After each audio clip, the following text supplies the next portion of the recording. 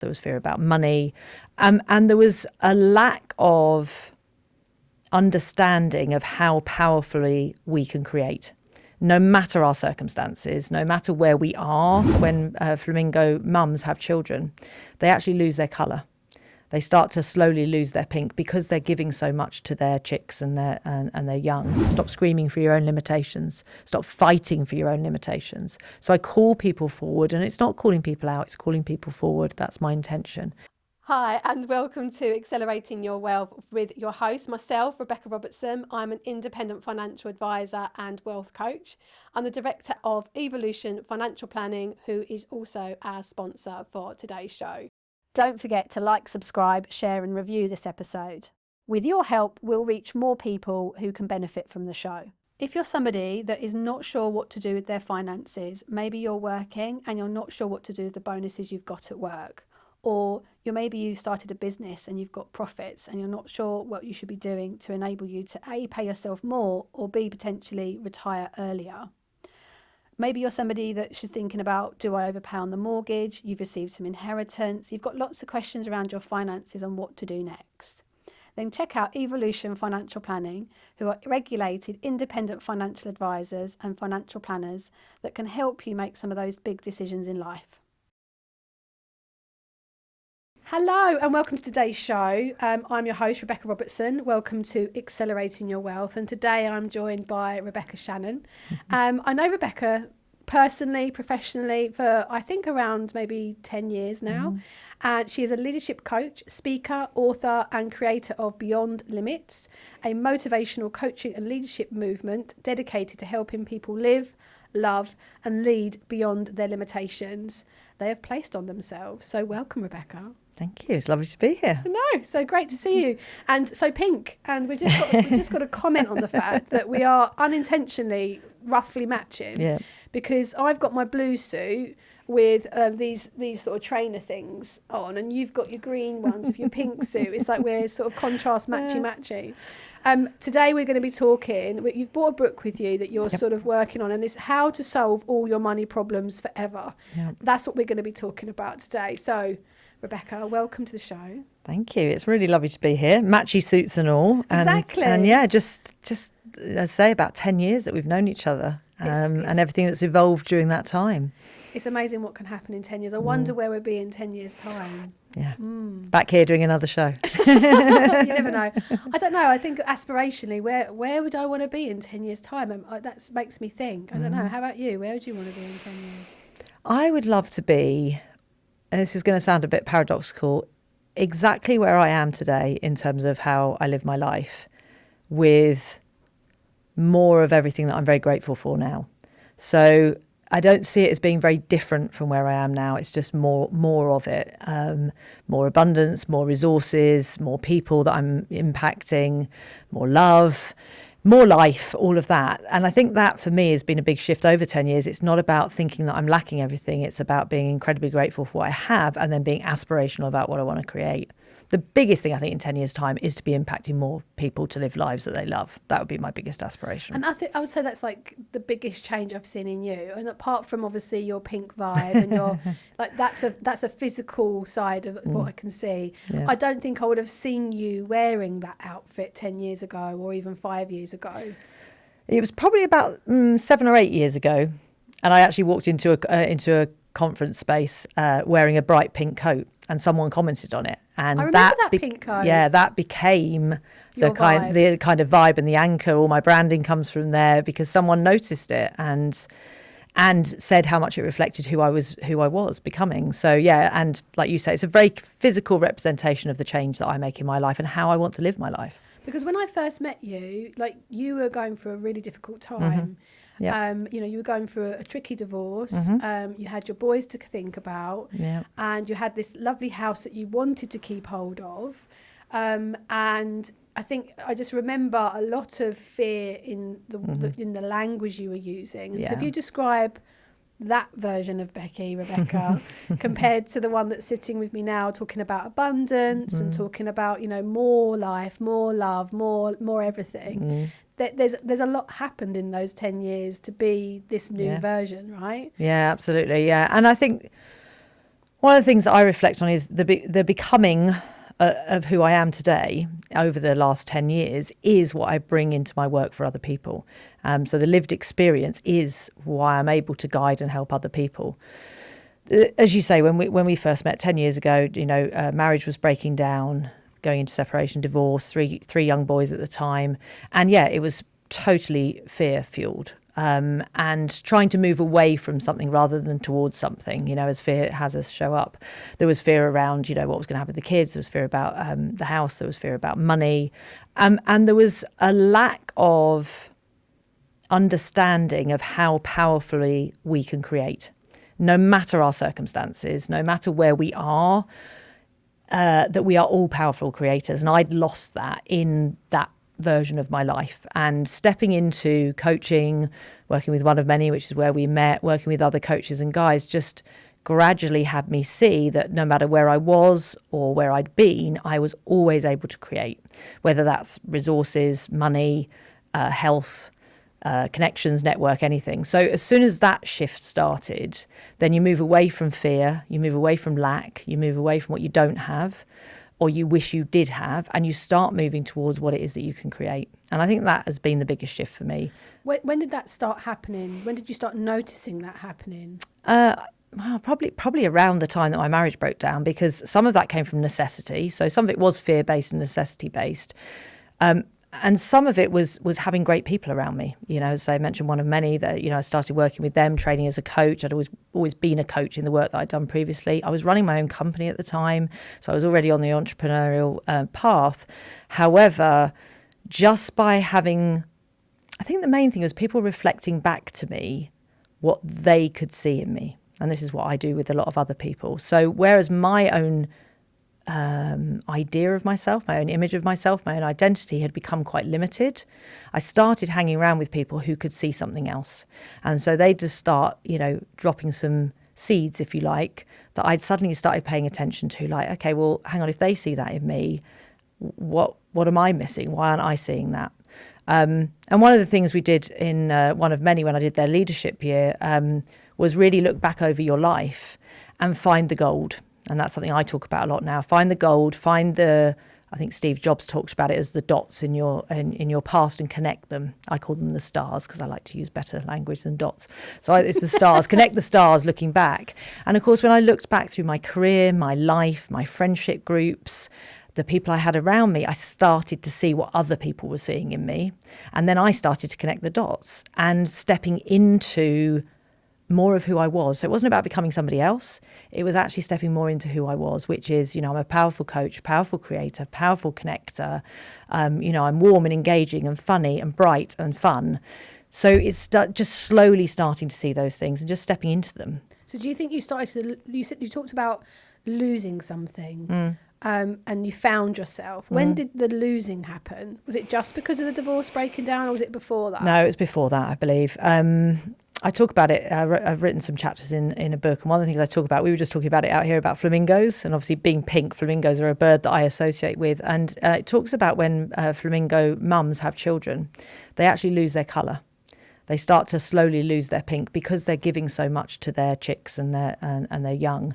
And I love my boys and I love being a mum. However, I think over a period of time, both in the relationship and previous relationships probably, and becoming a mum, I just slowly was losing my colour, just losing who I was, losing my own identity, losing my own power. And I don't blame anyone for that. I did, again, a part of fear and victimhood is that you blame other people. As you step more into your own power, you start to see how you created it. Nobody else created that other than me. I was giving my power away to the relationship, as say, to workplaces. Although I was running my own company, I was working in places that were sapping me of my energy. And so it was that's what I'd been losing, like who I was. And of course, it wasn't lost. We say losing. It wasn't really lost. It was just being hidden underneath a lot of other things, under grey clothes, black clothes, trying to fit in, trying to do the right thing, trying to people please. And over that time as well, I had, other stuff going on. My father had been diagnosed with Alzheimer's. I'd moved my mum and dad closer to me in Kent because he wasn't able to, be cared for. My mum wasn't able to. And all of those things start to drain your energy as well. I was doing a lot of caring for other people, a lot of giving a lot for other people. And I didn't keep a lot for myself. So the colour started draining until I got to the point where really I was empty and there was nothing left to give. And that's the point at which I saw people move away from me because I had nothing left to give them. And that was the start of actually realising that the first thing to do is always fill up your own cup, and then you can give from an overflow, not from a lack. And I think that's I love that analogy, and I've heard it many times before, and I still really love it. But I think a lot of women, when they're in that people pleaser mode, they hear that language that you're using about putting yourself first, basically saying no to things, putting boundaries in place. And I've had other people on the show that are very steadfast in what they want and how they want things. And then I've had other people in the show where they just naturally just give because that's just what they're about. And so then when we hear someone say, stop giving to other people, stop being a people pleaser, it's very hard. Like can be quite triggering, I imagine, because you're actually like that. Sometimes I liken it when I hear really women who are really in their masculine. It can feel quite intimidating and it can feel quite alien. And I think of not Corella Deville but when I think about women who've got lots of money and very astute and successful, I then sort of think of that kind of idol, that icon of somebody who is, wearing fur coats and they've got, that's as we're growing up as children, we're not really given a good view of these sort of strong, financially strong women, right? So when I sort of see women doing that or hear women doing that, I can really recognise how difficult that change is. It's not just as simple, because that filling up your own cup means saying no to other people. Yeah, absolutely. And I think the thing is, though, and what I've learned and guide other people on is that those aren't great role models, as you say. They've been created a lot of the time. Our culture, the paradigm we live in, the language we use, a lot of that has been created. And of course, we grew up in a generation when we were told that women could have it all. And a lot of us ended up in our masculine energy around that, because we actually thought by having it all meant we had to compete with men, we had to be like men, or to be in our masculine energy. And so I certainly experienced this. It was very competitive. I had to be better than. Power meant power over, not power from within. And it's taken a lot of grace to find a way of being where you can hold your own boundaries and be generous, where you can be kind and caring and warm and compassionate and create wealth for yourself and your family. And I think this is where we're at the moment, not just in my life, not just in the people that you work with as well, but generally, I believe we're stepping into a more feminine-led energy where we see that we can have it all a different way. And it's, as I say, I think we've all had to learn a bit of grace, because we pendulum swing from one thing to the other. So we'll either give away everything and have no boundaries, or suddenly we tighten up and we become like rock and we don't, have steadfast boundaries that nobody can get through. The reality is that there is a grace somewhere in the middle. And of course, it comes back to whom as well. Who are we giving our energy away to? We may choose to be generous with our time, our energy, our money, with people who are in our close community. The hearth is a word that we use through one of many. What many of us have done is we've taken that and we just give that to everyone and anyone who happens to come into our world. So it's not about becoming constricted, being so boundaried no one can get in, to not being generous, to not being warm and caring. It's about being really selective, having discernment about where we give our energy away. And I think the consciousness about it. The consciousness about it, exactly. Yeah. And the other thing I think that's really interesting about things like people pleasing and giving away too much is that actually, when we slow down and thinking about it, the people pleasing comes from ourselves. We're trying to please ourselves, actually. What What we're trying to do is make ourselves feel good by making other people feel good. And actually, It's a a lot nice of way the to put it. it's a nice way of putting it, and I think it helps people get through it because it's not about helping other people. When we can actually own it and say, okay, the reason that I You're saying that's ego. You're saying that's yeah, it comes from ego. Yeah, it's like, actually the more people I help, the more validated I feel, the more helpful I feel, the more useful I feel, the more value I have. But then that comes back down to worthiness. Absolutely, right? So if we're willing to see it like that, and we're willing to actually come back to ourselves and say, why am I behaving this way? And what would happen if I didn't need that validation to know that I'm worthy, to know that I'm of value? And when we start doing that, the best thing with that is we start filling up our own cup. We start really stepping into our power. We start being in our flow state of whatever it is we have to give the world. And then we give from overflowing. So it's not that we become stingy or restricted or cold. Actually, what happens is we can serve the people around us so much more powerfully. So for anyone who hears people pleasing and gets a little bit like you say, a little bit triggered by it, my invitation is just slow down and actually come back to yourself. What do you get from pleasing other people? Because if you can have a look at that, you can change it like that overnight. Did you know I wrote a book? It's called Accelerating Your Wealth. Funny enough, the same as the show, Accelerating Your Wealth podcast show. But this is 10 ways to accelerate your wealth. It was designed to really help people with their finances in a simple way.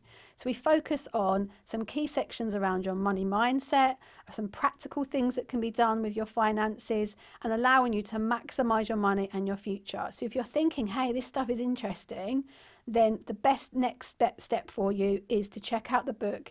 It's an Amazon 5-star bestseller. Yeah, I know, it's great, right? Go and check it out. You can buy it on Amazon and have it with you tomorrow for a nice cup of tea. So for yourself, when you did start to make that change and you were literally, you got your boys to think about, you've gone through the divorce, you might be moving house, you might be setting up a new home, and you've got all these other things going on. How did you start to set those boundaries? Who could you be the best version of yourself in alignment, out there buzzing around like a little pink, bright little bumblebee or flamingo? How did you juggle that? Not very gracefully to begin with. That's a learned experience because, again, you pendulum swing. So it was like give everything and then give nothing. So it was an experiment. It was getting it wrong, choosing myself over other people and being okay with it, and them not being okay with it. I think that's the other thing that we learn as we go through this process is once I start changing my boundaries, especially if I'm doing some work around it, working with a coach, working with an organization like one of many, or in one of my leadership programs, whatever it is, right? We are like, yeah, I've stepped into this now. So I'm going to have clear boundaries and I'm going to communicate them really easily. And the people around me are just going to accept it. And it's all going to be lovely and shiny and bright and rainbows, right? And the reality is that a lot of the time people have got used to us being another way. So actually what you get is a lot of resistance, and you get a lot of people telling you that you're doing the wrong thing, that you're being selfish, that you're being, cold, that you don't have time for anyone anymore, all those sorts of things. So to begin with, I had a lot of grappling between those. What I can see now is that there was something right at the core of who I am, that even when those choices were difficult, even when I was getting quite a lot of grief back, actually there was something just kept calling me forward, that kept saying to me, it's uncomfortable, it's not pleasant when people share this stuff with you, and there is something inside of you that knows you're doing the right thing for you. And in the long term, this will get you to a place where you can give much more generously than you've been able to from this depleted place. So one of the things that helped me step into it was to really let go of control a little bit. I was fighting a lot and trying to force things and control things. And some of it was masculine energy. Some of it was really stepping back and surrendering a little bit and allowing a little bit more. That's hard. It is. Oh, it's incredibly hard. Oh, it's incredibly hard because you're almost having to sort of like, if on the spiritual side, you're having to like trust the universe, as I would say. That it's got a plan and it will happen. And actually it will happen when it's meant to happen, regardless of how much you push or pull. Yeah. And it was, when I was working with a human design coach over in the States who, suggested that I surrender. And I remember at the time, like fighting it with every, cell of my imagine. body. I can Because imagine at you that going, time, "No, at that I'm time, not surrendering to anyone. Do you know how long I've been fighting 3 young boys Yeah, and absolutely. going through a divorce, a man, Yeah. like all this sort of testosterone. I'm going to fight." Absolutely, yeah, and I resisted it until I was like, oh my gosh, wouldn't that be easier? And then I still resisted it, and still do to today. To be fair, this is it's an ongoing journey. I have to practice surrender and faith. But what I noticed was that the more that I did, the more was showing up to suggest that surrender and lacking, faith and trust was actually serving me and supporting me. I mean, in my divorce, I had an amazing solicitor who is a dear friend, became a dear friend of mine during that process. And really, where everyone else was telling me to fight, she was actually saying to me, "What if you surrender?" And it doesn't mean From a solicitor. Yeah. It was, and interestingly, 2 or 3 years into that, we came away with where we started essentially, and we could have gone down another route. We could have gone down a very expensive route, and there wasn't a lot to share out anyway. And in the end, it was like, actually, am I willing to keep fighting, or shall I just let this go? And the relief I felt when I let go was amazing. It still was painful. And for a period of time, it was incredibly difficult. And yet it allowed me to move forward with my life. Yeah, I do think divorce holds that the process takes too long. There's too much coming and going. It's a lot more simpler often than it needs. It's been made, and it really drags out and puts lives on hold. When the kids are still growing up, they're still going to school, they're still, mouths still need to be fed. But it does drag it out very far. And by no means did I do it perfectly, and I've got, my boys are older now, and I see now more perhaps the hurt and the fight and the impact that had on them as they've got older. I think at the time they were quite young and didn't really know how to express what was going on around them. And of course, we always think kids don't pick up on it, and they do. They always do. And so there are many things that if I could, rewind the film, that I would probably surrender earlier. I would probably put up less of a fight. And it's perfect as it is, because one of the things I do have now is complete faith and trust that things, are the way they are. And for all of us, that's the path that we needed to walk, or that we were walking. And so it's all perfect. And I learned so much in that, much of which I pass on to my clients, much of which I bring into my own life now. So financially speaking, what would you advice would you give your clients now when it comes to finances, and if they're married, for example? What sort of your reflections on your learning? Yeah, I mean, for me, money is not something, finances and money was not something I set out to coach around, really. What I noticed was that it was a thread in my life, and both a thread in terms of managing it, a thread in terms of my relationship with it, that even though I might be speaking within other programs about abundance and lack and all of this thing in conceptual terms, what I noticed was that really in energetic terms, there was a lot that hadn't really shifted, that there was a lot of lack still showing up. I talk a lot about language. So, really started noticing in my own language where it was still showing up. And so I went to find work that could support me. I worked with a great coach over in America, Steve Hardison, the ultimate coach, who had a massive impact on my life, who was the first invitation really into a really abundant mindset, just to go and work with him. He's a very highly paid coach, retired now. And, just to have a couple of hours with him was $10,000. And being called forward to go and work with him, to fly to Phoenix, to spend that amount of money on 2 hours with him, was really my first invitation into like real abundance mindset. And I managed it, and I saved for it. I became intentional about it. So even that was a learning. And through him, I discovered some amazing books and teachers and things, one of which we'll talk about, that comes into my program now. And so I really looked at finances and the coaching around it and the energetics around it, how it fitted with my growing faith and trust and surrender and all those things, and found it for myself. And then as I began working with it, some friends started asking about it. So I sort of said to a friend of mine, let's work on this together. Let's create some accountability as we work through this.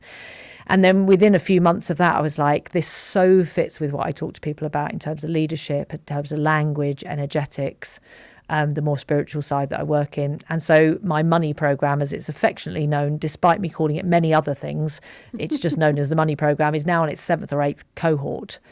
And we focus in on money because the other thing I've noticed, and you know this even more than I do, is we can often talk around money. So we'll talk about abundance and we'll talk about prosperity. What we don't do is talk about money. And so the work that I started to do was like through the lens of money. Let's actually talk about it. Let's really be okay with it. Have physical money in our hands. Get really clear on our short-term money issues and problems, as well as then looking at the longer term energetic relationship with money, with abundance, with prosperity. But I noticed that we bypass it a lot of the time with these other words that we can use. So for me, it really helped when I especially in the spiritual absolutely. I think if you're on the sort of more corporate side, for example, then it's straight into pensions and things like that. But that sort of technical language, actually a lot of people and a lot of women who are on the more spiritual side or not really done finances before won't resonate with that, but they will resonate with abundance and prosperity. But that you need to find space for the sort of two to marry. Yeah, absolutely. And in the world of spirituality, coaching, again, you know, there's a lot of myths and beliefs around it that mean you can't be both. You can't really want to help people and be financially secure and abundant, right? You can't desire money and desire to help people. And so that for me has been another coming together where, you know, I work with a lot of coaches as well. I don't specialize in coaching coaches. However, I do have quite a lot of coaches that work with me. I know some incredible coaches out there. But they earn bugger all. They earn bugger all, exactly. Yeah. And for me, one of the things that was really fantastic about my situation was there was a real necessity. I remember you and I having this conversation years ago when we were talking about my finances and what we were doing to sort it out. Like, I had a necessity. I had mouths to feed. I had the mortgage to pay. You know, my husband was supporting me at the time. And then when we went through our divorce, you know, I'm financially independent. And that was a desire I had to be financially independent, which meant I had essentially a family home to uphold, even though the kids were living between the two of us, right? So I had a real necessity to be a coach, to change people's lives, to be the most warm, caring, loving connector, conversationalist, all of those things, and make enough money to pay the bills every month. Yeah. And so for me, it became a necessity. And I saw a lot of other people who were amazing coaches who could, you know, really have an impact in the world. And they didn't have that, either they didn't have that necessity, or they had a backup plan, or they had, you know, somebody financially supporting them. So my necessity became a really, really powerful way for me to learn how to create a coaching business. And I invested quite heavily in that as well, going to coaching schools, working with great coaches. And of course, what I had, which was a real advantage, was a real commercial background. You know, I've been in the corporate space, worked with a recruitment company, run my own company before. So I had a lot more commerciality. I was able to talk about money, particularly in business, less in personal life, particularly in business. You know, and I get that, you know, if you do A, B, and C, it leads to money, right? And if you don't do A, B, and C, doesn't matter how great you are, the money is not just going to show up. But I also think it's about your self-worth, because I think I've always felt that you knew your worth. Like, I think I felt like you never sort of showed up and you didn't know who you was. There was a degree of like maybe questioning yourself at times, but actually I always got from you that you knew that you could be a good coach and you was a good leader. Yeah, absolutely. Whereas there's other people, I think, in some of the communities that we speak of and where we met, where I don't truly know if they've done the full scale of work that needs to be done, because they're staying safe. And by staying safe and not pushing those boundaries, all they're really doing is questioning to their level of comfortable from a coaching perspective. But then you have to ask the question, if you're not willing to be visible, or you're not willing to put yourself out there, or you're always coming from this victim mode as you described, how can you then be charging more, and how can you then, so that it's almost like a self-fulfilling prophecy, because you're sort of going around in circles. So you've got to push yourself to be able to figure out what that next step is and how you can then be more of the version that you are, and then that fulfills your self-worth, and it just goes from there. And I mean, this is the basis of all the leadership work that I do, whether it's with women, whether it's with coaches, whether it's in corporate spaces, individually, entrepreneurs. Everything comes from us. It comes from our self-leadership, and anything else that you can think of, put self in front of it. Our self-worth, our self-esteem, our self-leadership, our self-awareness, our self-forgiveness. It begins with ourselves, and we can be doing all the things out there that we want. We can be doing, the social media. If it's coming from a place of not knowing who we are and having that self-awareness, then our social media will only be a certain amount of energy out there in the world. It will, whether it says it or not, people will feel it. And it's very much leadership I talk about. Leadership is felt. Okay, it doesn't matter what you're saying, what you're wearing, even, anything like that. If you're not really feeling it yourself, other people won't feel it in you. Yeah, they'll notice the energetics. They'll notice the energetics of it. Now, you can help that and support it with what you wear, the language you use, how you put yourself out there. But if there's any residual in there where you don't feel it yourself, they will feel it. They will feel it. So all the work that I do, and the work that I did with myself, either by design or by just some inner knowing, inner wisdom, which again is something that I really work with my clients on, is I always was able to come back to a self-awareness for myself, self-forgiveness, sit in the uncomfortable, like the level of work I was willing to do to be in the truth of who I am, both when things were great and when things weren't, because I had to go through a lot of work around forgiving myself for who I hadn't been, for who I had been, for what I'd said, what I hadn't said, done, hadn't done, all of that. And that is not an easy process to go through. No. However, not doing it will keep you, as you say, safe. And safe actually means familiar. It means staying where you are. So that's why all the work that I do begins with not the business, not the coaching practice, not the relationship with somebody else, not the toxic workplace or the financial struggles. It's about looking at ourselves, working on who we are, being willing to really see who we are. And then slowly we go, okay, well, if I know who I am, I can make the changes I want to make from within. And then I start creating that in my external life. Amazing. Now, we're going to take a break, and we're going to have part 2 released on Monday. So you're listening to this, then you can listen to the rest of this part 2 on Monday. It will be released on Monday morning. So do like and subscribe. And for those that are listening back in the future, you're fine. You can just skip on to the next one, and we will continue this conversation, which is going to be about solving all your money problems. So you're going to want to stay tuned. Thank you for joining us today at Accelerating Your Wealth with your host, myself, Rebecca Robertson. I hope you enjoyed the show.